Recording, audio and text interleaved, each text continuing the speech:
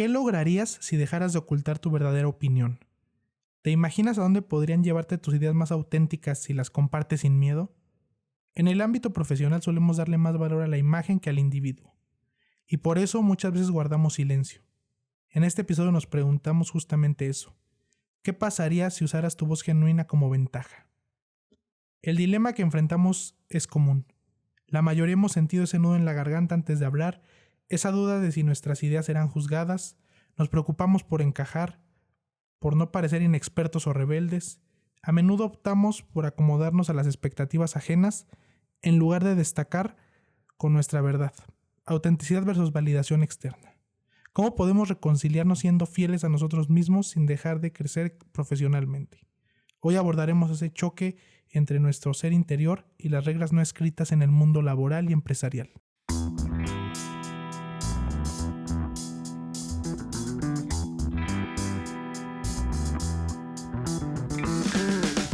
Para ayudarnos con estas respuestas contamos con Adina Chelminsky, economista, comunicadora y activista mexicana. Adina es licenciada en Economía con maestría en Finanzas y una de las voces más reconocidas en temas de finanzas personales y emprendimiento. Con más de 20 años de trayectoria ha escrito 5 libros y miles de artículos divulgativos, siempre con un estilo claro y directo. Entre sus obras destacan títulos como Cabrona y Millonaria, donde mezcla humor y consejos prácticos para empoderar a sus lectores. Además de ser columnista en medios nacionales, Adina fundó Tianguis.mx, una plataforma de comercio electrónico de impacto social, y coconduce el popular podcast La Burra Arisca. Su trabajo refleja un compromiso con compartir la experiencia económica y ayudar a otros a realizar sus ideas. En este episodio conversamos sobre varios temas clave. Hablaremos de la importancia de ser auténtico en tu carrera y de cómo esa honestidad puede convertirse en tu sello personal. Abordaremos el poder de la opinión propia y cómo expresarla con claridad fortalece tu prestigio profesional. También exploramos estrategias concretas para que las ideas que imaginas se hagan realidad, combinando tu actitud genuina con la acción. Prepárate para inspirarte. Si alguna vez sentiste que ser tú mismo es un lujo inalcanzable, descubrirás aquí lo contrario. Adina nos compartirá su experiencia y consejos para que tu autenticidad sea sin duda el mejor activo de tu camino profesional. No te pierdas este episodio y espero lo disfrutes. Recuerda que para que podamos seguir con este proyecto necesitamos de tu apoyo, así que suscríbete, comenta y dale like. Dime en los comentarios qué te pareció este episodio. Que lo disfrutes. Todo me gusta, tú no te preocupes, tú relájate y disfruta. Perfecto. Adina, pues quiero iniciar con, pues bueno, recientemente o pues, se quiere ver, hoy en día has tenido como más exposición, eres más conocida en el tema de redes por tu podcast de La Burra Arisca. Has tenido como mucho más exposure por el tema de los reels y pues este tema de medios digitales, ¿no? Pero me queda muy claro que tienes un montón de proyectos atrás, tanto detrás de cámaras como de frente. Y quiero empezar que me digas en qué momento de tu vida dijiste soy buena para hacer realidad las cosas. Habemos personas que somos muy buenos para seguir indicaciones, para tener como una guía, pero en tu caso el común denominador que he notado es que agarras cosas que no hay como una forma concreta de hacer y averiguas cómo se hace, ¿no? ¿Existe algún punto de tu vida donde te diste cuenta de eso? Sobre todo porque, o sea, te he escuchado en muchas entrevistas y es como de, haces un proyecto, llega a su fin o cambias o pasas a otro, pero hoy en día lo haces ver como muy fácil, ¿no? Hijos, querido Edgar, déjame agarrar una pluma para ir apuntando tus preguntas mientras van saliendo. Creo que, primero que nada, muchísimas gracias por invitarme. Es un placer para mí platicar contigo. Tengo 51, casi 52 años y la mayor parte de las cosas que hago no me salen. La gran falsedad de redes es que uno siente que a la otra persona le sale todo bien, pero la verdad es que ni siento que todo me sale bien.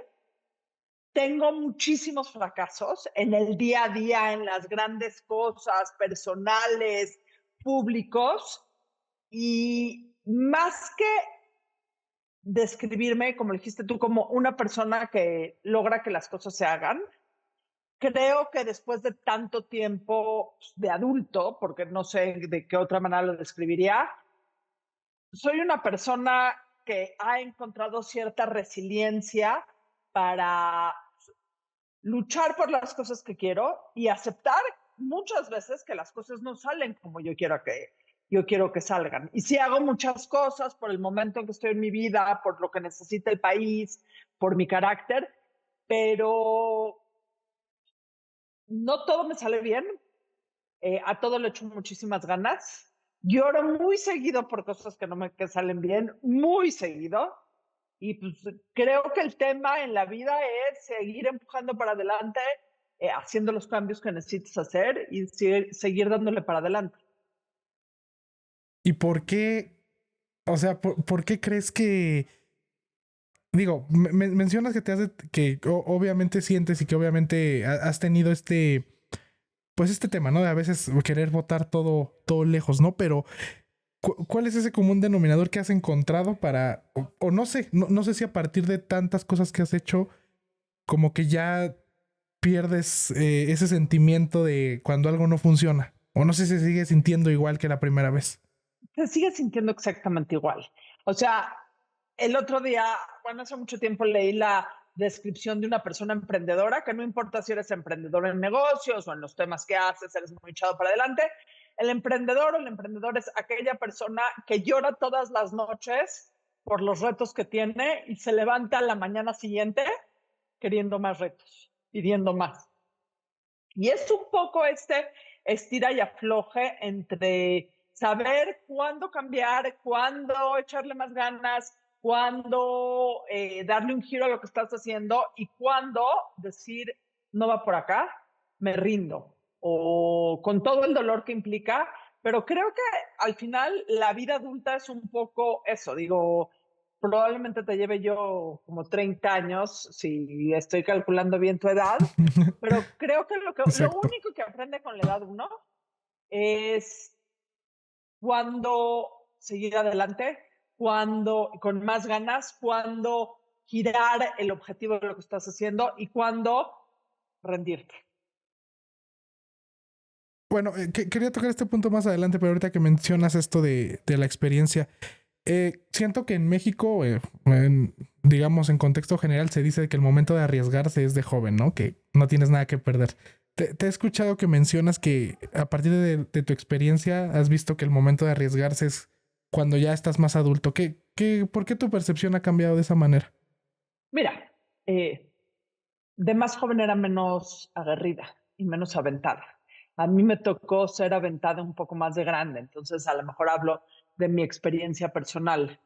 El poder ser aguerrido y el poder tomar riesgos es un privilegio más que una capacidad de vida. O sea, para poder ser una persona arriesgada, necesitas, número uno, el carácter, que a lo mejor es algo más natural, pero también necesitas tener una situación de vida que te permita ser arriesgado. Sería muy ciego decir que, uy, cualquier persona se puede arriesgar, ¿por qué no te arriesgas? Tú arriesgate cuando está en juego tu trabajo, tu estabilidad económica, el llevar dinero a tu casa. O sea, en esos momentos, una por la situación de vida, pues también tiene que ser más cauto, también tiene que ser más cuidado. En mi caso, conforme he crecido y me he hecho más adulta, he tenido una posición más cómoda para poderme arriesgar dedicándome a lo que me dedico, para poderme arriesgar teniendo no las agallas, pero la fuerza para enfrentar muchos problemas. Entonces, esta parte de ser aguerrido o de tomar riesgos, pues tiene que ver un poco con el carácter, porque hay gente que no le gusta tomar riesgos nunca, pero también tiene que ver con la posibilidad de poder tomar esos riesgos, porque la verdad es que la mayor parte de la gente tiene que atender primero responsabilidades más allá que oportunidades riesgosas. Me queda muy claro mediante tus artículos, y ahorita lo recalcas, que eres muy consciente de tu privilegio, ¿no? ¿Qué opinión tienes de de dar consejos y opiniones, a lo mejor estando en otro contexto social y sobre todo, o sea, ¿tú cómo lo has como medido del campo exterior? Porque me queda claro que muchas veces te comentan ese tema, ¿no? ¿Cómo ha cambiado tu percepción de antes a ahora? El tema de dar un consejo, estando en otro contexto social. Mira, sin duda soy una persona muy consciente del privilegio que tengo en muchísimos sentidos, ¿eh? Desde el sentido económico, sin duda, el sentido de haber crecido en una casa con dos papás o sea, un papá y una mamá muy comprometidos, el privilegio que tuve en que la educación siempre fue en mi casa un tema obligatorio y el privilegio que me enseñaron con el ejemplo y con actitudes y con expectativas la importancia del trabajo. Entonces, tiene que ver con un privilegio en todos lados. Creo que la primera manera me dices cuando hablas con otras personas, creo que yo soy quien soy y me crié como me crié y me eduqué como me eduqué. No puedo mentir ni negar que soy, pero puedo hacer dos cosas. Puedo no predicar desde el privilegio con el dedito levantado de tú deberías, y puedo hacer algo que hoy por hoy es fundamental en México, que es preguntar y aprender. Y tener la conciencia o la visión o el, el deseo, creo que la palabra es el deseo, de poder empatizar con la gente y poder encontrar más allá de lo que nos separa y de donde puedo dar consejos como el experto, porque uno no es experto en nada, sino poder empatizar y entablar conversaciones con la gente. Y si a la gente en base a eso le sirve alguno de los consejos que doy, alguna de las opiniones que tengo, me encanta. Pero generalmente cuando doy un consejo o cuando doy una opinión, yo aprendo tantísimo, tantísimo, tantísimo. ¿Por qué no te consideras experta en emprendimiento? Mira, uno nunca es experto en nada, ¿ok? Porque sobre todo en el tema del emprendimiento, digo, a lo mejor si es física cuántica, pues si eres experto en física cuántica, hay reglas de física cuántica y ahí vas por acá y por allá.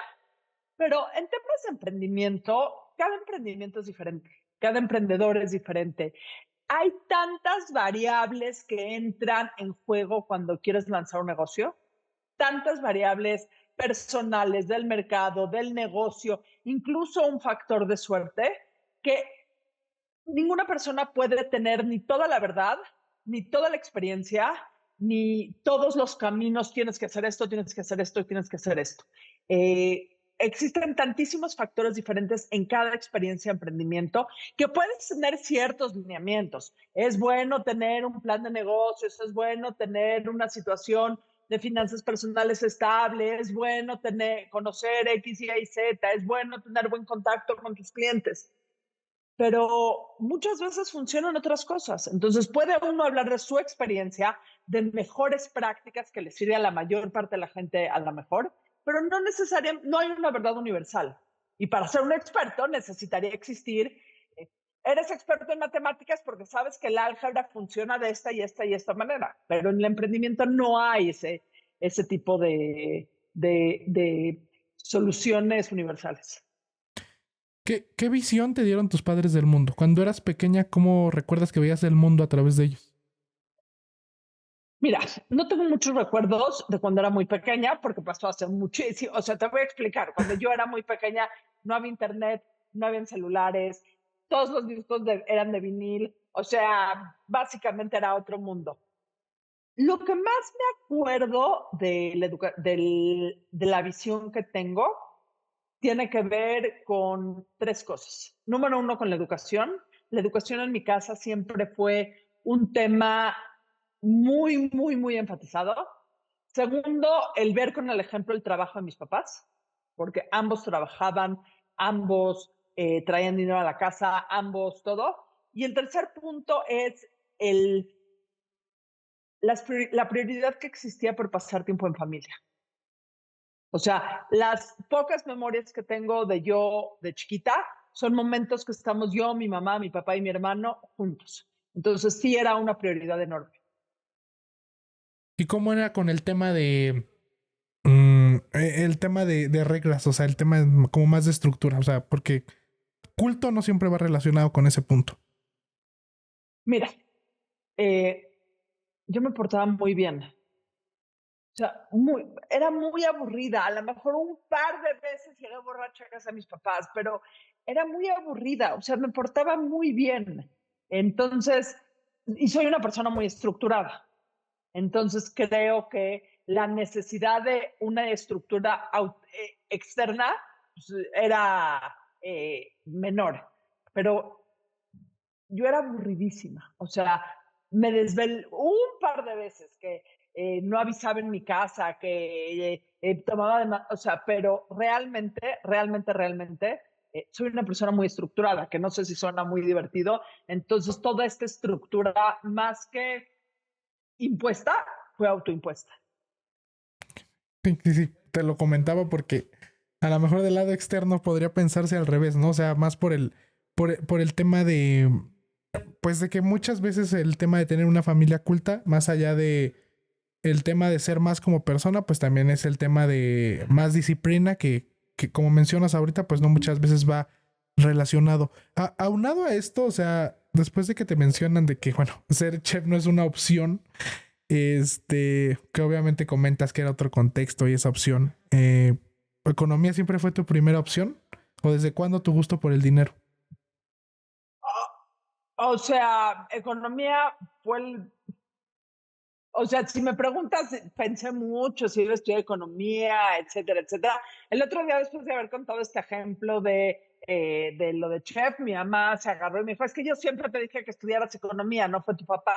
Entonces, si mi mamá estaba escuchando esto, sí te tomó en cuenta.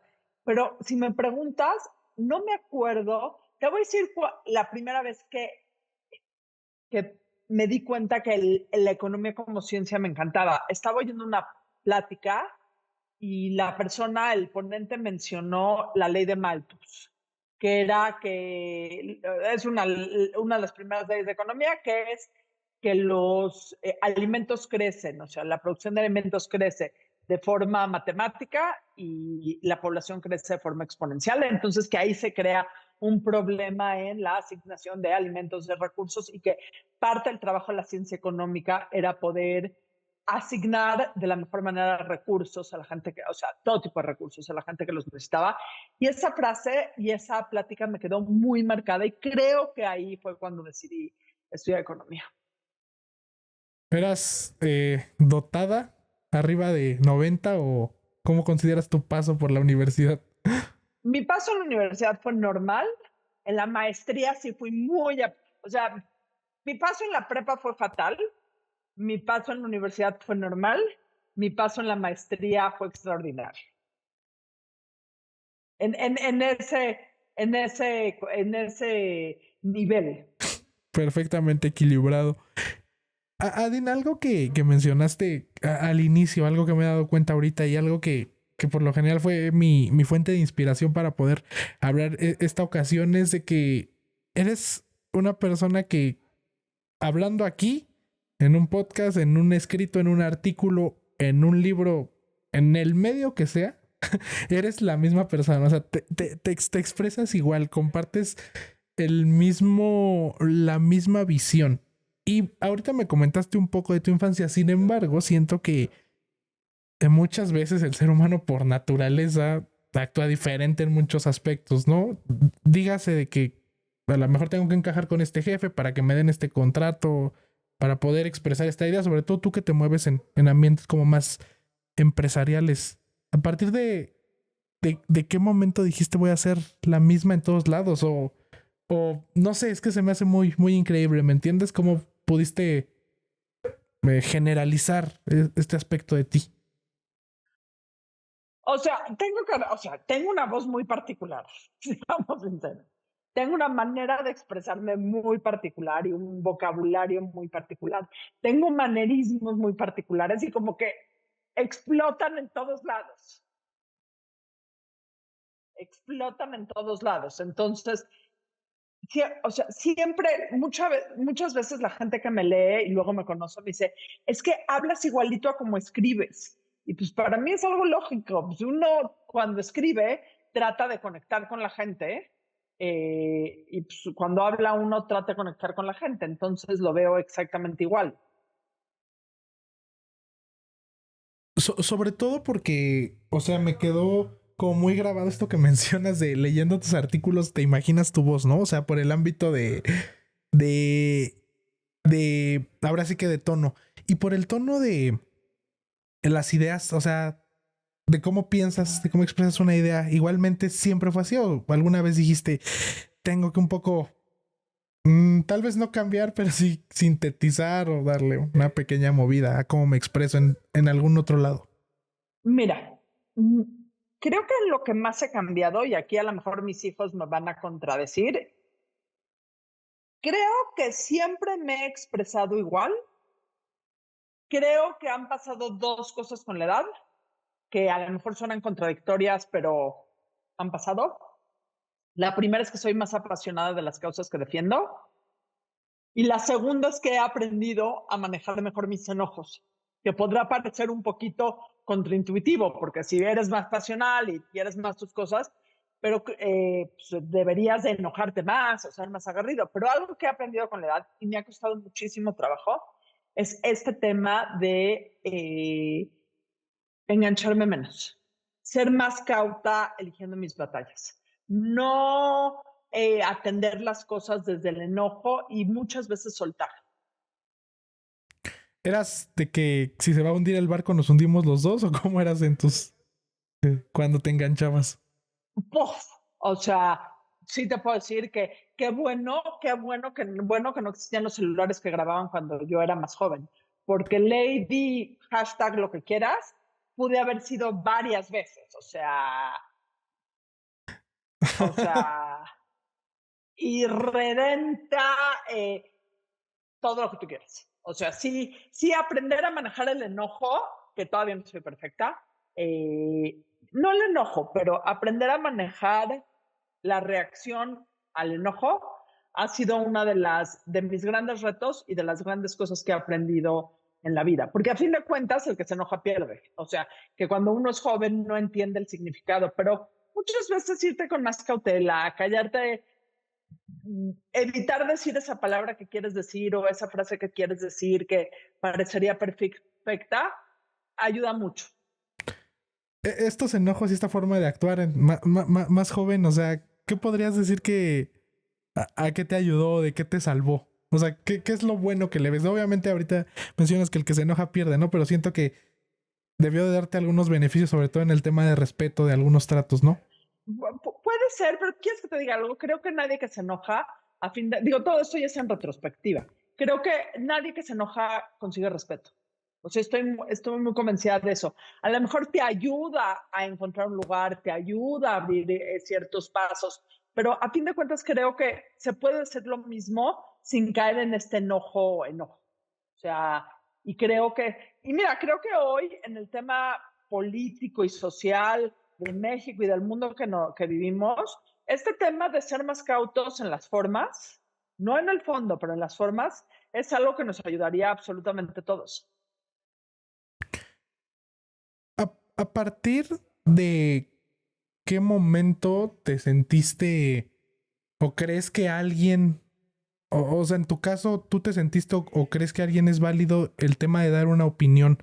Lo digo porque, bueno, tus artículos son buenísimos, ¿no? Pero me refiero, ¿cuándo tú te sentiste que eras capaz de dar una opinión? Y te lo digo porque pues podemos llegar a este término del huevo o la gallina, ¿no? Que dicen, ¿tú por qué opinas si no tienes experiencia? Y luego que das una opinión te empiezan a decir, no, pero es que tú tienes otro contexto, ¿no? ¿Por qué opinas? En tu momento, o sea, ¿cuándo te sentiste lista de dar una opinión, sobre todo al tema político y cómo has aprendido a tomar el tema de los haters, ¿no? A ver, la primera vez que publiqué algo fue a los 11 años. Habían escrito en el Excelsior, en el momento que si querías publicar en un periódico tenías que escribir la carta máquina y mandarla por correo al periódico. O sea, ese era 1985, ¿ok? Mayo de 1985, yo tenía 11 años, en el periódico Excelsior de ese entonces escribieron un artículo muy antisemita o una carta muy antisemita, y agarré una máquina de escribir y escribí una carta al grupo editorial de al editorial de Excelsior y la publicaron. O sea, llevo opinando de temas incómodos desde que tengo 11 años, literalmente hace 40 años. Creo que el tema que tiene que ver con... Nunca me dijeron que no podía opinar. O sea, creo que vuelvo un poco y corrijo lo que te dije antes. Otra de las partes del privilegio de la educación es que nunca me dijeron que no podía opinar. Entonces, pues aprendí pensando que podía opinar en todos lados. Luego me fui dando cuenta que había que mediar las opiniones. Pero desde los 11 años he opinado. Y probablemente si le preguntas a mi mamá, te podrá decir que desde los 3 años hago argüendes. Entonces, creo que ahí hay un tema. Ya, o sea, ¿cómo ha cambiado tu percepción de que alguien te comente alguna tontería? O sea, de los haters. ¿Actualmente ya te afecta? Mira, me encantaría decir, por si hay algún hater oyendo esto, no darles el beneficio de la importancia. Me encantaría decir que es completamente inocuo y que no me importa, pero la verdad es que sí cala. O sea, la falta de civismo y de formas y los insultos, claro que calan. O sea, ya aprendí a no a borrar, a bloquear, etcétera, etcétera, pero siempre se te pasa por ahí uno o algunos demasiado insistentes y claro que cala. Claro que cala. O sea, yo creo que si eres, hay mucha gente que ni siquiera lee los comentarios, yo creo que esa es la manera, pero yo creo que si lees un comentario muy ofensivo y no te cala, pues tienes un problema. O sea, a todo mundo nos cala. Ya no contesto, ya me burlo la mayor parte del tiempo, etcétera, etcétera, pero pues, claro que me cala. O sea, sería ridículo. ¿Nunca fue para ti un... Obviamente te cala, pero nunca fue para ti un no voy por el camino correcto? ¿Una opinión externa? Sí, sí. Si los perros ladran es que cabalgamos un poquito esa parte. Winston Churchill decía que es bueno tener enemigos, implica que tomaste una posición a favor de algo en algún momento de tu vida. Sí, sí, sí, todo sí, pero también el comentario y la ofensa cala. O sea, sí, me encanta, pero también cala. ¿Cómo manejas actualmente el tema de las contradicciones? Te lo digo porque, sobre todo tú que eres una persona que emite opiniones, ¿no? A lo mejor una persona real puede decir, hoy digo esto y mañana digo otra cosa y pues no importa, ¿no? Pero tú estás expuesta, ¿no? O sea, y es válido a veces decir, hoy creía esto y mañana no. No sé si Sí, tú lo pones tal cual. lo dijiste perfecto. Vivimos en un mundo en donde la gente piensa que tú tienes que tener una opinión a los 15 años y morirte con esa opinión a los 95 años y ya no puede. O sea, qué ridículo. Uno está obligado a seguir aprendiendo de las cosas. Y muchas veces cuando sigues aprendiendo de las cosas, cambias de opinión. Y mientras seas frontal diciendo, ahora pienso esto, y después digas, bueno, antes pensaba esto y ahorita pienso otra cosa, creo que es un trabajo de crecimiento importantísimo. Te voy a poner un ejemplo. En el 2009, literal, no, antes, Nuri debe haber tenido como 6. 2005, cuando empezó Twitter, o sea, uno de mis primeros tweets probablemente en 2009, mi hijo, que es muy güero, muy güero, tenía que ir disfrazado de una persona afroamericana a la escuela. En el momento, o sea, piensa que es el 2009, es hace 16 años, en donde todavía el tema racial se manejaba no tan bien. No creo que se maneja bien, pero se manejaba peor. Y algún tweet ridículo puse en el 2009 sobre mi hijo güero, disfrazado de una persona afroamericana, porque era afroamericano, no afromexicano.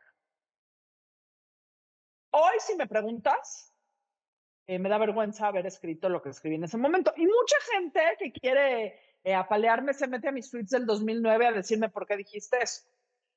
No lo he borrado porque tengo que ser consciente que escribí eso en el momento que lo escribí, Y malo hubiera sido que me quedara con esa misma percepción de lo que era correcto opinar que tenía yo en el 2009, en el 2025.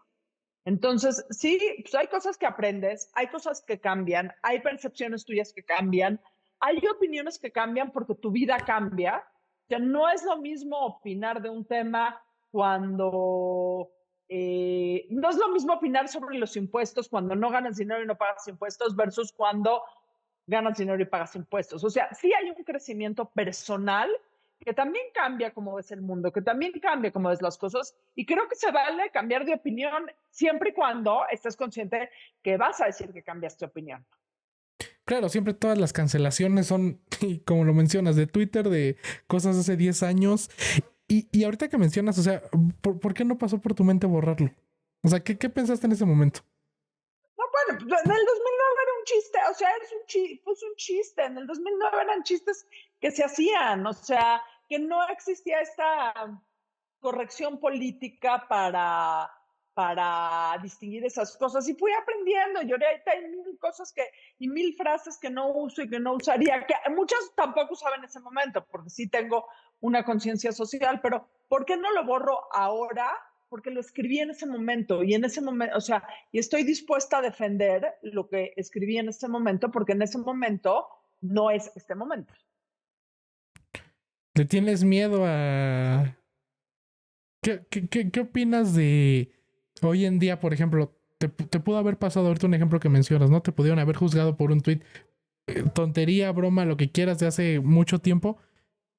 ¿Cómo ves tú el tema actual de las cancelaciones? Que literal, por un minuto o un segundo puedes perder todo tu prestigio. Creo que es un tema de muchísima soberbia, porque existe un juicio preconcebido muy sumario de lo que es una persona a través de un tuit o una opinión, que definitivamente necesitamos vigilar el contexto y las palabras que decimos y que se dicen en la conversación pública, y que hay cosas que no son válidas decir. Pero número uno, hay libertad de expresión. Y número dos, hay que entender que la gente a veces se equivoca. Hay un rabino, no soy muy religioso, pero hay un rabino que me encanta, que se llama, bueno, falleció ya, que se llamaba Jonathan Sachs, que tiene una plática que dio, no me acuerdo en qué año, pero la podemos buscar en YouTube, que se llama An Unforgiving Age, una época de imperdonables. Tiene subtítulos si lo quieren buscar. Y habla justamente eso, de estas políticas de cancelación en donde se nos olvida que todos somos sujetos a cometer errores, en donde somos tan fáciles y tan nefastos con el juicio y tan avasalladores con las consecuencias de los juicios, que se nos olvida tener un poquito de empatía y de entender que muchas veces la gente se equivoca. Hay gente reincidente, ahí no estoy metiéndome en este tema, y que muchas veces uno también se equivoca y también se vale pedir perdón. Y también se vale no ser juzgado de una manera demasiado dura. O sea, estoy hablando de transgresiones o de cosas incidentales. Si eres un burro de tiempo completo y repites las cosas, pues irredento. Pero creo que es una gran plática. Y este cuidado tiene que ser personal del tema de las redes, ¿no? Te lo comento Claro. porque ahorita mencionas este tema de que sí, o sea, como quieras, a lo mejor muchos no deben de decir cosas o publicar cosas, ¿no? Pero, por ejemplo, ahorita creo que estoy muy en contra. Bueno, no sé si estás aunada al tema de la música, ¿no? Pero el tema que se está dando, el tema de la censura al parte de la música, a la parte de las redes, ¿no? Que digo, es como un tema aparte, pero siento que la censura debe siempre de venir de uno propio, ¿no? No de terceras instancias. Absolutamente. Si tú quieres o sea, te voy a decir, en un mundo ideal, todo debería de funcionar con causa-consecuencia. Tú dices o sea, no, me voy a ir un poquito más para atrás. Cada vez que tú publicas algo, necesitas entender que tú tienes el derecho de publicar lo que quieras, pero tienes la obligación de atenerte a los juicios que hacen otras personas. Entonces no puedes hacer voy derecho, no me quito, publico lo que yo quiera. O sea, esa es la libertad de expresión. Y también publicar lo que tú quieras tiene que ver con un tema de formas, etcétera, etcétera. ¿Y qué pasa cuando esta forma se usa como gancho, ¿me entiendes? O sea, lo que recalcábamos, ¿no? Pudiste haber hecho una broma, ¿no? Y esta broma la toman en el ámbito largo ya a un tema de negocios de, no, pues esta persona solo apoya a personas privilegiadas en el tema del emprendimiento, solo habla sobre este contexto, ¿no? O sea, ¿cómo ha jugado tu papel en el tema de... Es que te voy a decir algo, lo dijiste tú perfecto. Esta persona solo habla de X. Para saber de qué solo hablo yo, tienes que haber leído, oído, escuchado todo lo que yo he publicado en mi vida, que es un chorro. Entonces, esos son los juicios sumarios que me refiero. O sea, hoy por hoy sentimos que por un tweet, que por un TikTok, que por una publicación de una persona puedes extrapolarlo a todo lo que es la persona. O sea, qué ridículo pensar que la gente es tan horizontal y tan plana. O sea, no puedes extrapolar de... Mira, yo he dicho y he escrito muchas cosas que son políticamente incorrectas, otras que han tenido grandes consecuencias y no me arrepiento porque ni una de ellas es la opinión de todo lo que soy yo. O sea, de nadie es todo lo que dice un tweet. Si todos tus tweets dicen tal y tal y tal y tal, pues entonces sí puedes inferir quién es una persona. Para decir, esta persona es todo esto por un tweet, está cabrón. ¿Alguna vez te han dicho borra esto? ¿De alguna tercera instancia? Sí, mis hijos, cuando subo a veces cosas que los incluyen a ellos, me piden que borre cosas.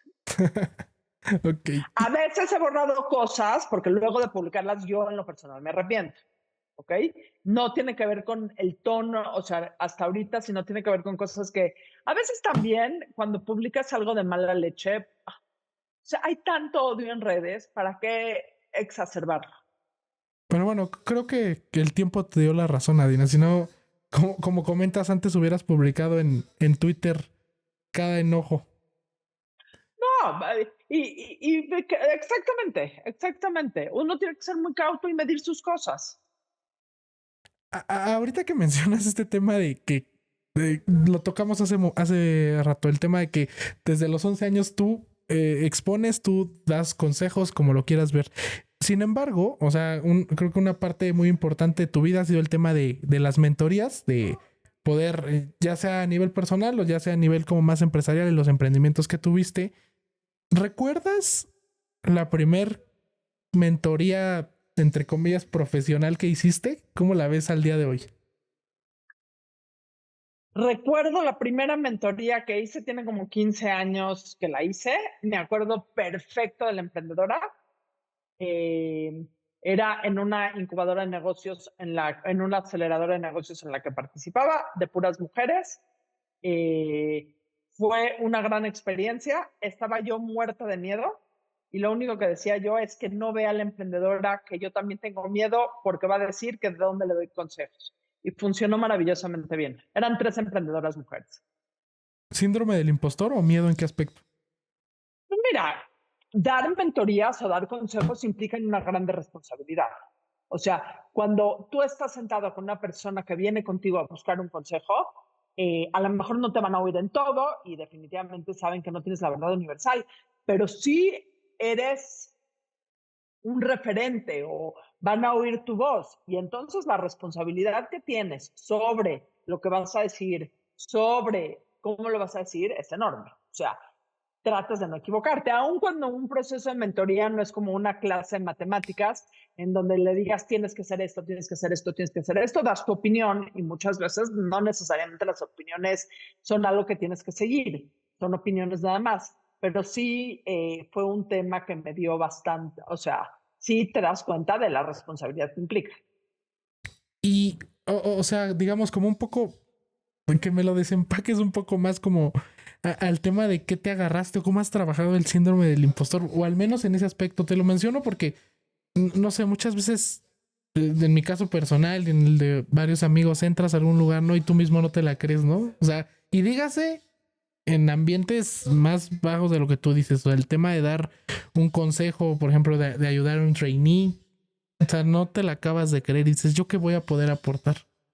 ¿Cómo? Querido, si estás buscando en mí el consejo de cómo solucionar el síndrome del impostor, te voy a invitar a todas mis mañanas, porque todas las mañanas, en algún momento de la mañana, no lo tengo resuelto. O sea, creo que este tema, mira, creo que el síndrome del impostor, con todos los retos que implica, también habla de cierta humildad que uno tiene ante las circunstancias. ¿Ok? El chiste es que el síndrome del impostor no te frene y no te haga dejar de hacer ciertas cosas por él. Pero yo todos los días lo siento. A veces entro a reuniones que digo, puta, yo, ¿qué fregados hago aquí? ¿Qué voy a decir? ¿Qué voy a aportar? Todavía me pasa, o sea, lo tengo cero resuelto. El chiste es no darte la media vuelta y salirte de este cuarto y decir, ay, no pertenezco. Es nada más seguir adelante con tus dudas, pero seguir adelante. Pero, ¿eres consciente o solo lo veo yo en el tema de que no lo expresas? O sea, te muestras con una seguridad en todo Lo que lo que pasa es haces, que ¿sabes? te voy a decir algo, el tono de voz y el color de pelo y la altura y el porte como que son como que detractores de pensar que esta persona puede tener síndrome del impostor, pero enormemente. Y depresión, o sea, es un tema, la depresión real con el que he luchado toda mi vida y del que, bueno, no toda mi vida, muchos años, y del que he hablado ampliamente. O sea, caras vemos, emociones no sabemos. Entonces, o sea, sí puede parecer como que muy contraintuitivo que una persona que tiene la seguridad para pintarse el pelo rosa no tenga la seguridad para X, Y o Z, pero pasa y pasa mucho. Y a partir de esta primer mentoría, ¿cómo consideras tú, o sea, en tu experiencia, que has ganado prestigio? Mira, el tema de las mentorías y del mentoraje, por lo único que no lo hago es por ganar prestigio.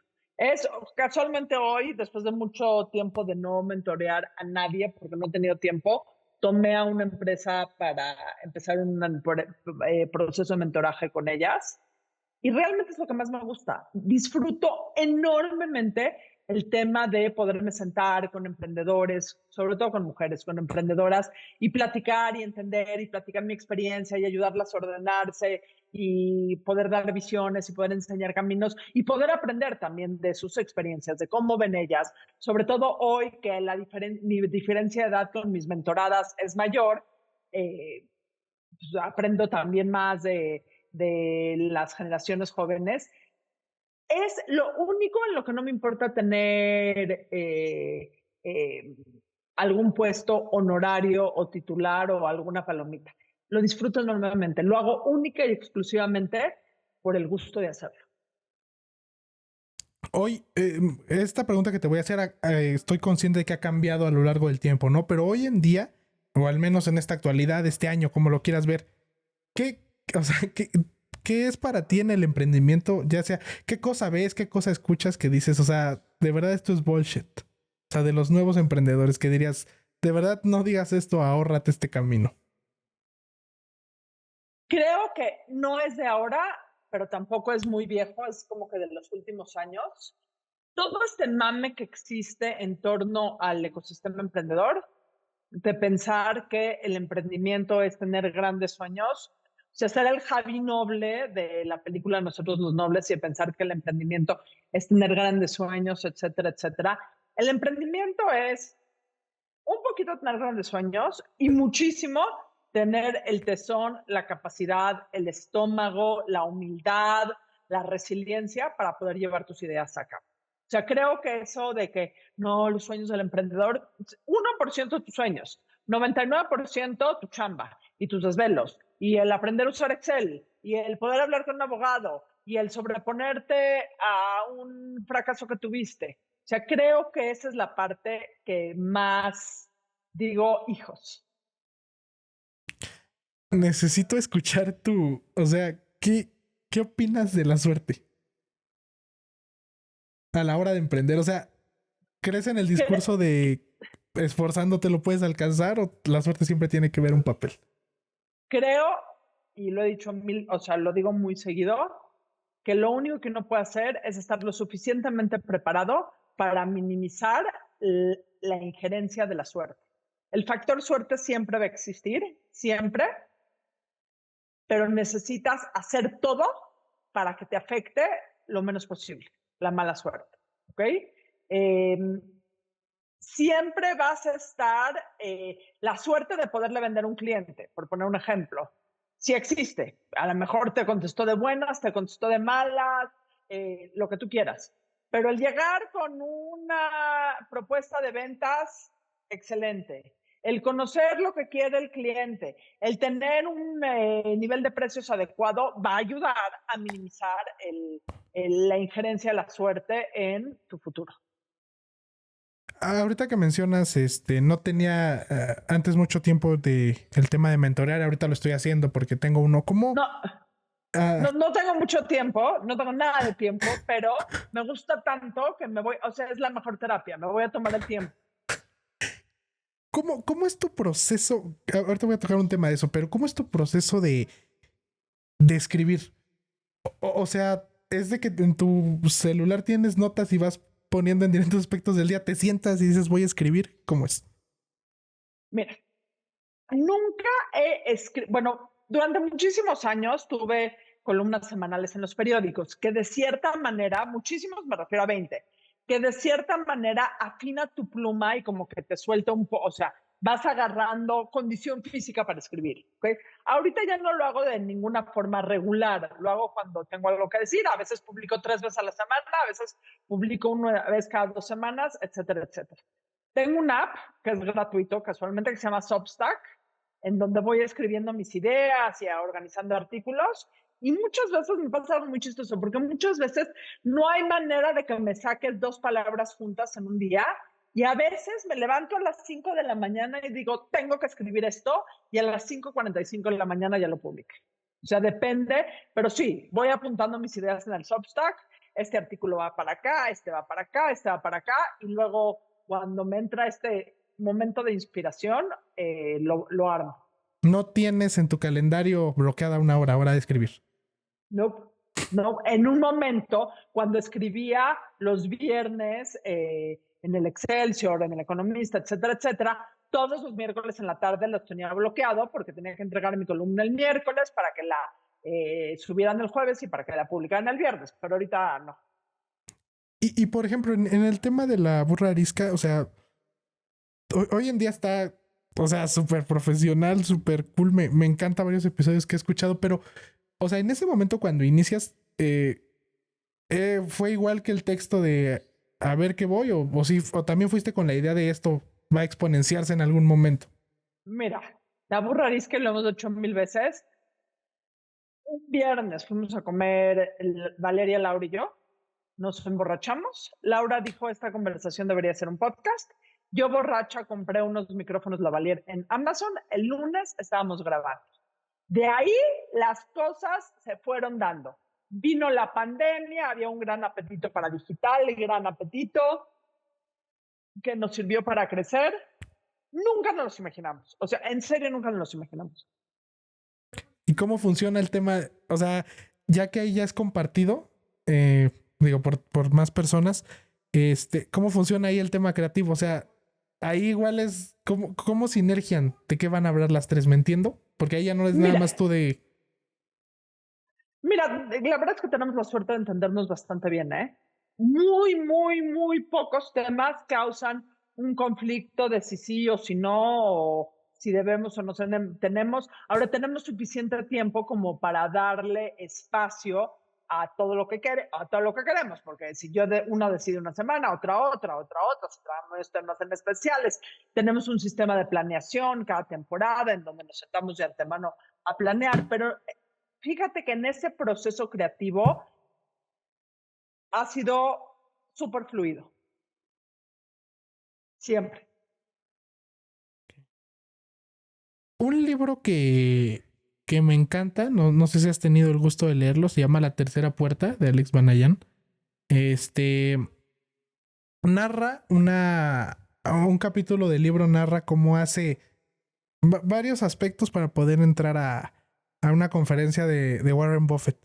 En este caso, uno de tus artículos que más me ha gustado es este cuando hablas de las lecciones de Warren Buffett, ¿no? Siento que tanto ese capítulo, que te lo voy a mandar después, ese capítulo del Órale. libro, tanto como tu historia, como que te hacen sentir ahí, ¿no? O sea, es esa emoción, y aparte que lo complementaste con fotos, ¿no? Para mí, digo, es uno de mis favoritos, como tú dices, o sea, creo que no me alcanzaría la vida actualmente para leer todo lo que has escrito desde antes, pero por ejemplo, ese tiene algo muy en específico, ¿no? Siento que te transporta a ese lugar. Primero que nada, sí quisiera saber cómo te inspiraste para escribir justamente ese capítulo. Y bueno, ahorita pasamos con la siguiente, pero sobre todo Mira, ese me encanta. este capítulo lo escribí cuando fui, que también fue en el 2009, que me invitaron a Omaha a ir. Lo publiqué en ese momento y ahorita lo volví a sacar del tintero porque pues, Warren Buffett anunció antier que se iba a retirar y lo vi muy pertinente traerlo a la vista. Pero ese artículo lo escribí en papel porque era el 2009, ¿no? O sea, no existían estos celulares ni existían notas. Ese artículo era tal mi emoción volando de Omaha a Houston, de Houston a México, que ese artículo lo escribí en la parte de atrás de mi chequera, o sea, era todavía había chequeras, escribí el artículo en mi chequera y llegué a pasarlo a mi computadora llegando a mi casa. O sea, necesitaba casi vomitar la emoción que había sido el poder participar en la reunión de accionistas de Warren Buffett. O sea, por eso. ¿Qué tres cosas tú que eres has hablado que eres tan seguidora, tan admiradora de esta personaje? ¿Qué tres lecciones te gustaría tú, te tatuarías o quisieras que todo el mundo supiera esas tres lecciones que has aprendido de su historia, de sus inversiones en cuestión general? Mira, para toda la gente que quiera y que no quiera leer, es más, se los voy a hacer más fácil. Hay un documental en alguna plataforma, no me acuerdo en cuál es exactamente, me imagino que está en varias, que se llama Becoming Warren Buffett, convirtiéndose en Warren Buffett, y son puras entrevistas a Warren Buffett. Sí, como inversionista, increíble. Te voy a decir las tres lecciones. Una tiene que ver con inversiones, que sé que es lo que más hay, y las otras dos tienen que ver con otros dos temas, que no son inversiones, aunque el grueso de lo que hace y lo que dice Warren Buffett tiene que ver con inversiones y con dinero. El primer tema es la humildad. En el año 2000, cuando fue digo, tú no te vas a acordar, pero en el año 2000 hubo un quiebre terrible en la bolsa porque el Internet empezaba, había habido un boom enorme y tronaron muchísimas acciones en el 2008, perdón. Y Warren Buffett, como 3 o 4 años antes, cuando empezó la burbuja de la fiebre de Internet, no invirtió nada en acciones de Internet. Y todo el mundo decía, viejo decrépito, no le entiende al mundo, etcétera, etcétera. Cuando tronó esa primera burbuja de Internet, que todo el mundo se quedó en calzones, él salió prácticamente ileso. ¿Okay? Y habla de un tema de humildad, de no creerse más inteligente que los mercados, de no dejarse llevar por estos mames, ahorita se llaman mames, en ese momento no sé cómo se llamaban, de lo que está haciendo todo el mundo, que creo que es una gran lección. La segunda lección es la visión que tiene sobre las mujeres. En Becoming Warren Buffett habla del privilegio, hablando de privilegios, que tuvo él por haber sido hombre creciendo cuando creció en Estados Unidos. Y el tercer punto es las lecciones financieras que le da a sus hijos, que son icónicas. Hace tiempo, Adina, publicaste que tenías miedo de tal vez alejar mucho a las personas por el tema del tema central que ha sido esta plática, ¿no? Por el tema de siempre tener un mensaje auténtico y ser la misma tanto aquí como en Japón, ¿no? Quiero entender mucho tu mindset de hoy en día, cómo ha cambiado ese discurso de que sigues siendo cómo eres y cómo has trabajado ese mindset del tema de que sientías en ese momento que se alejaban las personas? Mira, creo que uno tiene que estar consciente de sus convicciones, tiene que estar muy educado en sus convicciones, tiene que entender que hay puntos de vista diferentes y gente que opina diferente, tiene que cuidar sus formas porque decirle estúpida a la gente ni funciona, ni es lo correcto, ni es lo adecuado, ni es lo cierto. Y después de tener todas esas cosas en claro, publicas. Y te haces responsable por lo que publicas. ¿Ok? Entendiendo que publicas de una manera responsable. Por lo menos responsable para ti.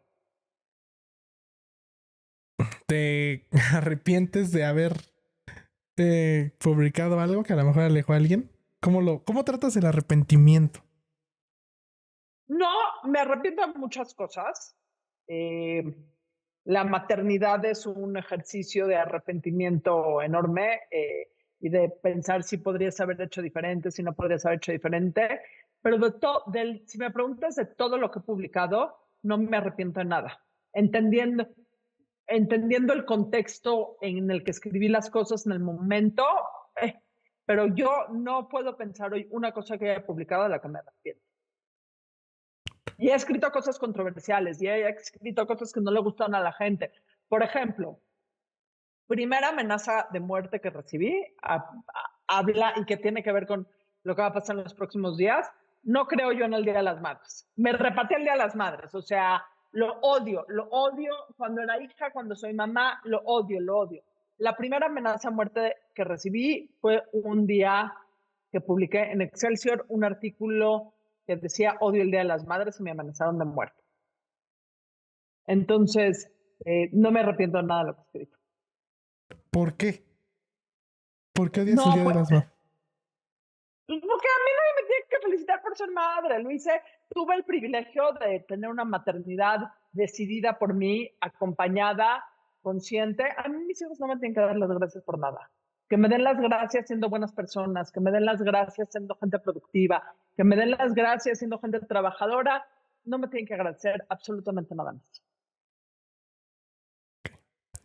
Adina, voy a pasar a la parte final, que son preguntas concretas, pero no es adivina quién, o sea, puedes pensar la respuesta. ¿Cuál es tu compra de 2,000 pesos o menos que ha impactado positivamente en tu vida en los últimos 6 meses? Hay un pastel de chocolate que compré hace un par de semanas que un día tuve un día espantoso, o sea, de que es con masa con chocolate, que hace una amiga de mi hija. Un día tuve un día horrible, un viernes, llegué a mi casa, me comí una rebanada de ese babka de chocolate y me cambió el día. O sea, puede sonar muy banal, pero wow. Serie, película o libro, no que recomiendes y que andes diciendo véanla, sino que tú de verdad disfrutes. Ok, serie Ted Lasso, que está entre mis cosas favoritas del universo, cursi, cliché, la amo, la puedo ver el número de veces que quiera. Película, estoy entre... Película, te voy a decir la verdad, Casablanca, que es una película de los 40, que es como que la historia de amor más romántica del universo. Me voy con esa.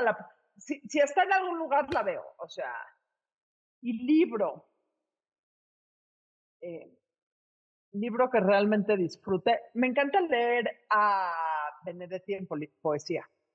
Los libros de poesía de Benedetti me encantan. ¿Qué es algo que nunca quisiste ser? Por ejemplo, doctora, abogada. En tu caso, ¿qué dirías que fue eso que nunca quisiste ser? Nunca quise ser arquitecto. O sea, no sé. La única materia que reprobé en mi vida en la prepa fue dibujo técnico. Deberías de verme con un lápiz. O sea, hago barbaridades. ¿Prefieres ser un pez grande en un estanque pequeño o un pez pequeño en un estanque grande? Preferiría ser un pez grande en un estanque grande, pero dadas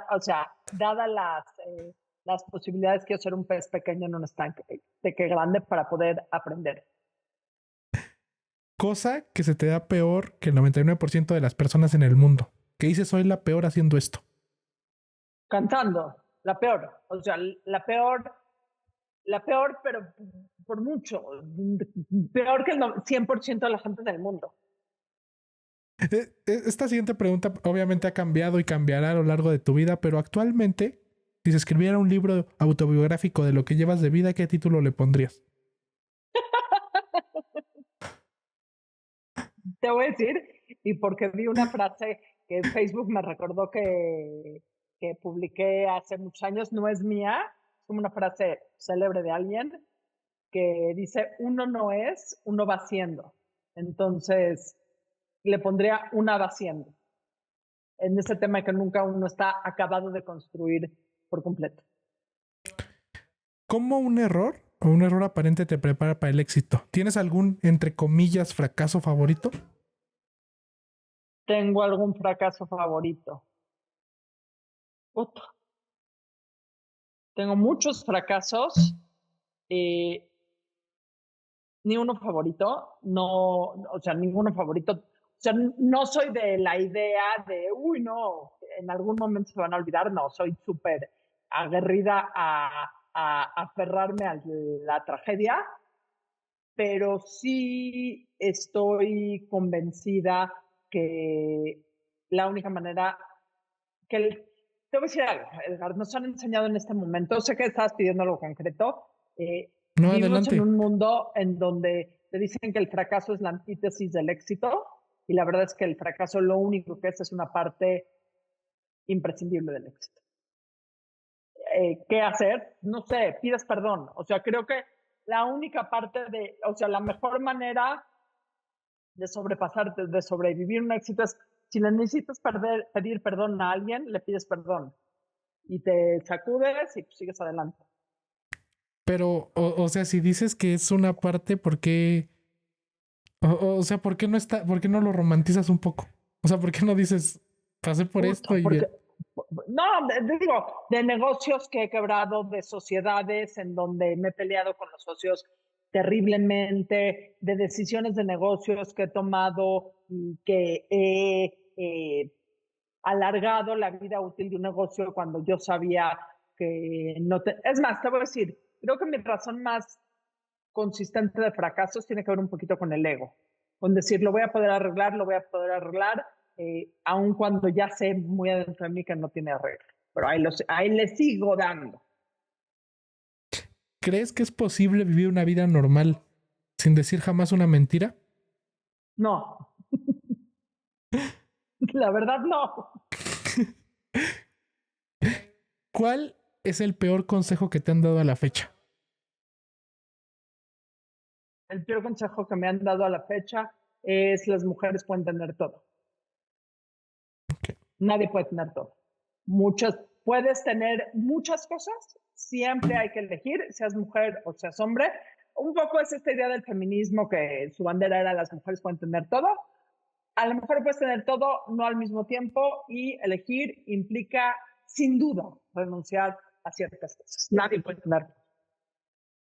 Cuando te sientes abrumada, desconcentrada o has perdido el enfoque, ¿qué haces? ¿Cómo recargas pilas?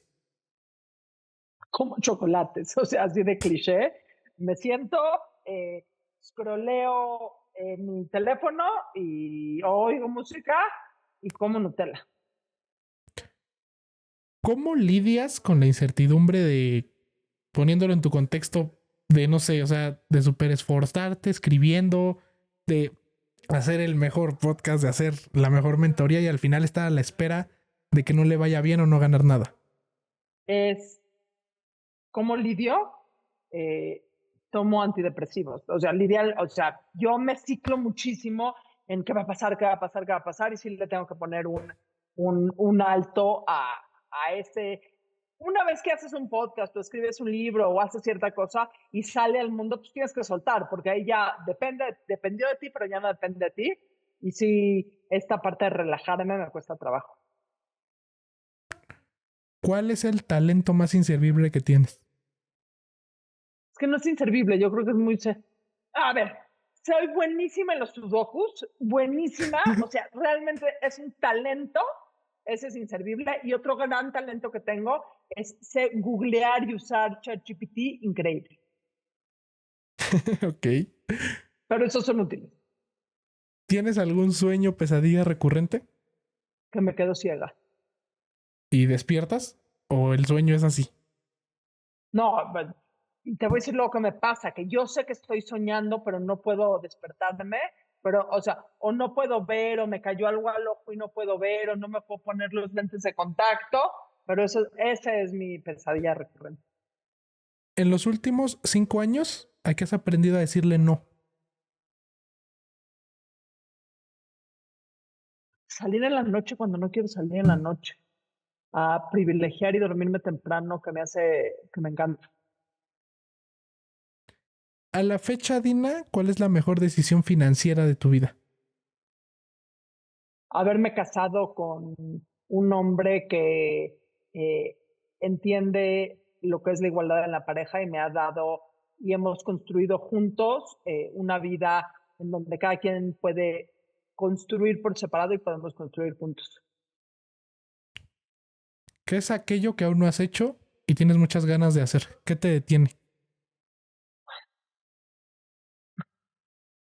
Me encantaría saber bailar tango, realmente. O sea, veo el tango y es algo que me encanta.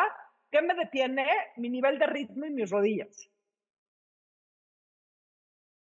¿Cuándo fue la última vez que lloraste? Ay, soy chilloncísima. Hoy, hace ratito me peleé con mi hijo porque no me había contestado el teléfono y me enojé con él y colgué y me solté a llorar porque me sentí como la peor mamá. Dime una frase que te guste mucho que te haya cambiado la vida.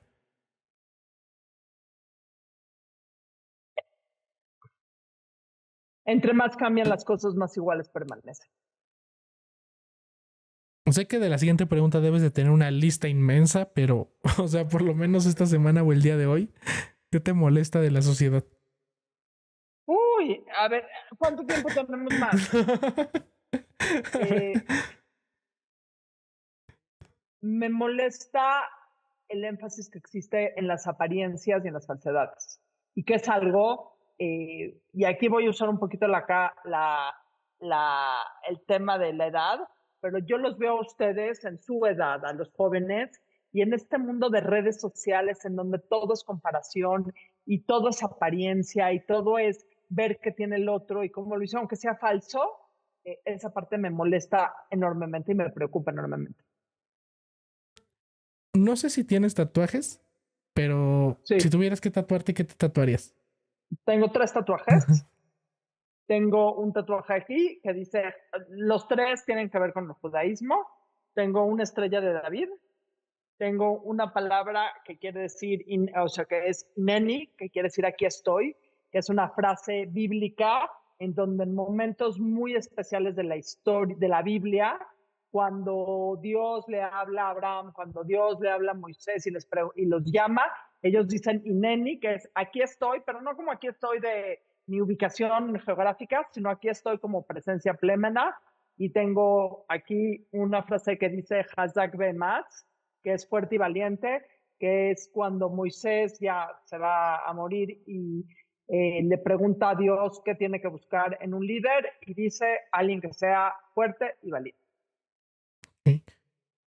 ¿Con qué persona viva o muerta te gustaría platicar? Con Winston Churchill. ¿Por qué? Sin duda, porque tiene un sentido del humor y de uso del lenguaje y unas agallas increíbles. Si te encontraras en una plaza con todas las personas que has conocido a lo largo de tu vida, ¿a quién buscarías primero? ¿Por qué a esa persona y no a otra? A mi esposo porque o sea, suena muy trillado, pero realmente es mi primera fuente de consuelo y mi primer aplaudidor. Adina, ¿qué de lo que haces hoy lo haces para cumplir las expectativas de tu familia o que otros tienen sobre ti? Nada. ¡Oh! Nada. Por primera vez en mi vida, nada. Ok, y esto, o sea, esta pregunta si te la hubiera, ¿hace cuánto te la hubiera hecho no hubiera sido esa respuesta? Uy, hace 15 minutos, no. hace a lo mejor 3 o 4 años o 5 años, no hubiera sido otra cosa, tener que cumplir con parámetros sociales, tener que tener el pelo castaño, tener que, o sea, ¿Qué es eso que haces seguido para sentirte productiva, pero en realidad solo te mantiene ocupada? mira, me levanto todos los días muy temprano y lo primero que hago en la mañana es organizar todas mis cosas personales que no tienen que ver con trabajo. Si tengo que hacer un pago, si tengo que hacer una lista, etcétera, etcétera. Y pues no me sirve de mucho, me mantiene ocupada, pero me deja concentrarme después en las cosas del resto del día. ¿Cuántas horas duermes al día? Idealmente ya te dije que uno de mis grandes nos es poder privilegiar mi sueño. Si duermo menos de 7 horas, no funciono. O sea, realmente para mí es muy importante dormir. Hay noches que duermo 6, hay noches que duermo 5. Me puedo desayunar a alguien con el carácter el día después, pero trato de que sean 6 o 7, 8. ¿Cuál es la mentira, buena o mala, que más te dices a ti misma?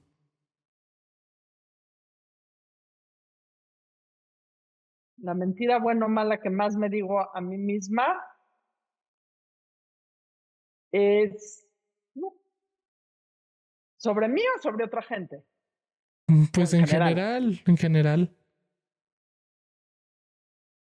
La gente actúa por bien, porque todo el mundo es bueno. Hay gente muy cabrón. Pero uno no puede operar pensando que todo el mundo es muy cabrón porque pues, se cicla en odiar a la gente. ¿Qué opinas de la frase piensa mal y acertarás?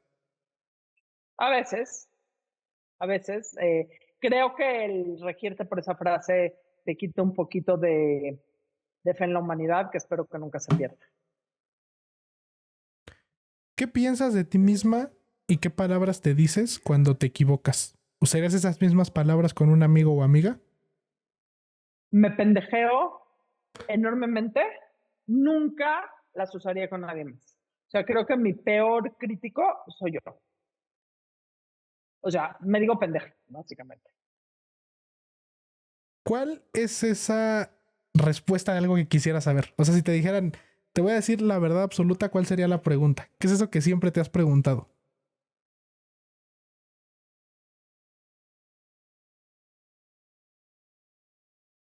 Hijos, ¿alguna respuesta a algo que siempre quisiera, que siempre he querido saber? No sé, me gustaría saber más sobre la vida de mis papás cuando eran jóvenes o de mis abuelos cuando eran jóvenes. Eh, eso me gustaría. ¿Cuál es la experiencia más mística que has tenido? La experiencia más mística que he tenido. Creo poco en la mística, soy muy... A ver, sé que no es mística, pero te la voy a cambiar por la mejor experiencia que he tenido. Una vez que fui a dar una plática al Banco de la Reserva Federal en Chicago, entrar por esas puertas, te lo juro, fue una experiencia casi religiosa. ¿Qué es lo que echas más de menos en este momento? ¿Y qué harías para volver a tenerlo? Echo de menos a mis hijos, que recientemente ya no viven en mi casa porque ya son adultos. ¿Qué haría? Pues no puedo hacer nada. Los eduqué para que volaron y son adultos, pero sin duda es lo que más echo de menos. Igual esta pregunta ha cambiado mucho a lo largo del tiempo, pero, o sea, en este momento, el día de hoy, ¿cómo defines la felicidad para ti? O sea, que te dijeran, ¿qué es la felicidad para Dina? Tú, ¿cómo dirías, soy feliz con esto? Es estar sentada en una mesa comiendo con toda mi familia. Ya, no necesito nada. Comiendo y cotorreando con toda mi familia, me da lo mismo. Adina, voy a pasar a la última pregunta. Antes que nada, de verdad, muchas gracias. De verdad, Gracias a ti. me encantó platicar contigo. Me interesaba mucho conversar con una persona que tuviera esta mentalidad y sobre todo me llevo muchos aprendizajes. Entonces, de verdad, muchas gracias. Gracias a ti. Sin usar tu nombre, tu profesión o tus logros, ¿cómo te describirías a ti misma si tuvieras que escribir sobre ti? Una eterna convencida en levantar la voz por lo que es correcto en este mundo. Ahí está, Adina, listo. ¿Cómo te sentiste? Increíble, eres lo máximo. Eres un gran conversador. Gran. Sí.